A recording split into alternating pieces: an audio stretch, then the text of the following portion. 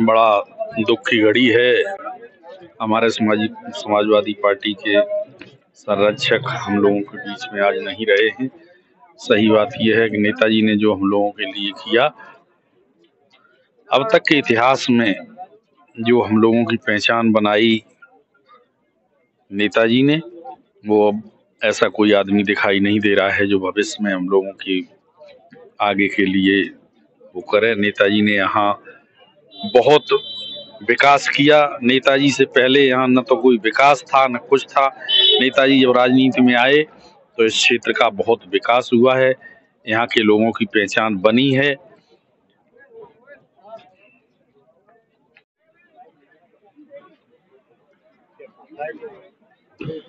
देखिए, जिस तरीके से माननीय नेताजी का सब पार्थिव शरीर यहाँ आने वाला है और हम इस समय आगरा लखनऊ एक्सप्रेस वे के सैपई कट पर खड़े हुए हैं और हमारे सामने पूर्व चेयरमैन मौजूद हैं।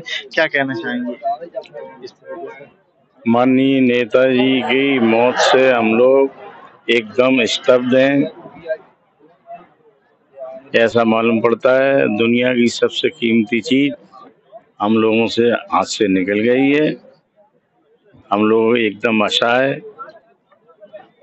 कमजोर और दीनहीन महसूस कर रहे हैं।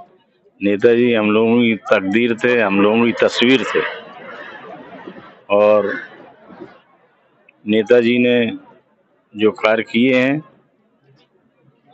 वो बहुत महान कार्य हैं, उन्हें दुनिया में कोई भुला नहीं सकता।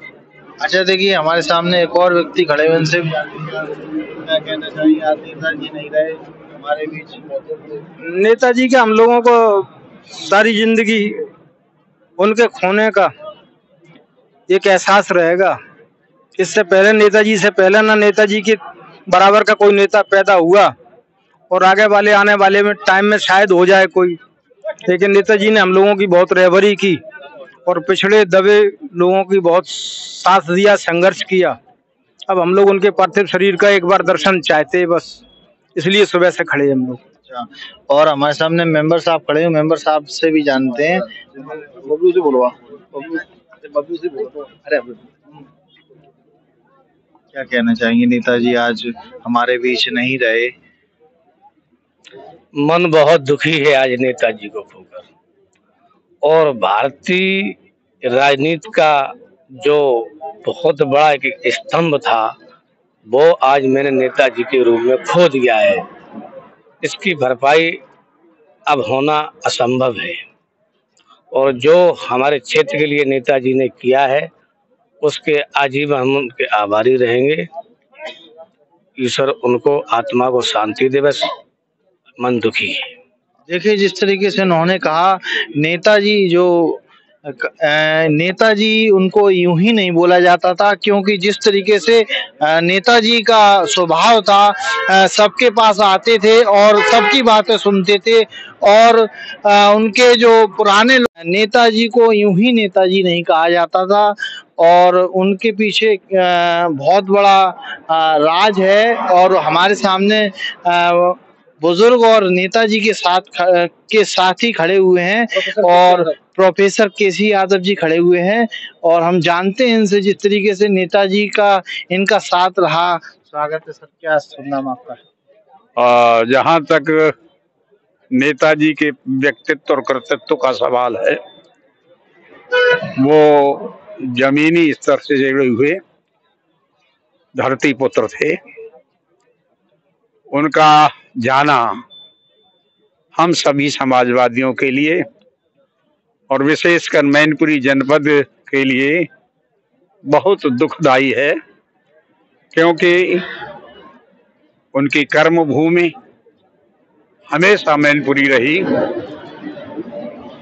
मैनपुरी से वो पिछली बार एक भी मीटिंग नहीं की उन्होंने, फिर भी भारी बहुमत से लोकसभा में पहुंचे। वह ऐसे व्यक्ति थे जो आम आदमी के साथ जुड़े हुए थे। गरीबों, मजलूमों, दलितों, उपेक्षितों, बेजुबान आदमी के वो मसीहा थे। तभी नेताजी कहलाए। नेताजी तभी नेताजी। अच्छा, जिस तरीके से सैपई में हॉस्पिटल है और कई उन्होंने मुख्यमंत्री रहते हुए कई कार्य जन हित में किए, जनता के हित में। जहाँ तक सैफई का सवाल है, वो सैफई का नहीं वरन पूरे मैनपुरी जनपद का सवाल है। हर क्षेत्र में विकास के हर आयाम को उन्होंने बहुत बहुत अंजाम दिया।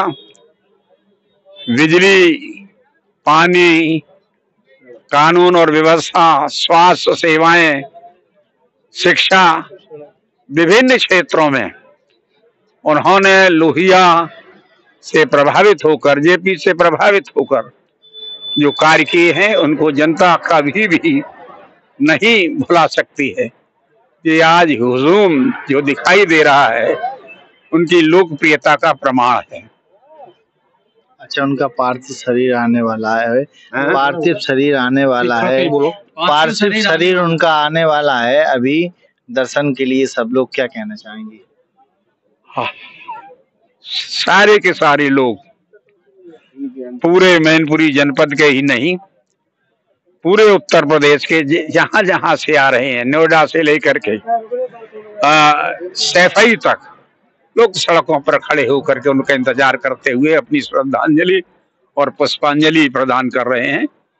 हम सभी मैनपुरी वासी भी उनको श्रद्धांजलि देने के लिए यहाँ भारी संख्या में उपस्थित। देखिए, जिस तरीके से ये हमारे साथ प्रोफेसर साहब थे और ये हम सैपई घाट पर खड़े हुए हैं और बस नेताजी के पार्थिव शरीर कुछ ही देर में आने वाला है, उसके भी हम लाइव विजुअल कराएंगे। जिस तरीके से हमारे सामने मौजूद हैं, सभी लोग, गाड़ियां दिख रही हैं, हुजूम दिख रहा है और हमारे सहयोगी प्रवीण कुमार के साथ शामिल हसन की रिपोर्ट एक्सप्रेस वे से।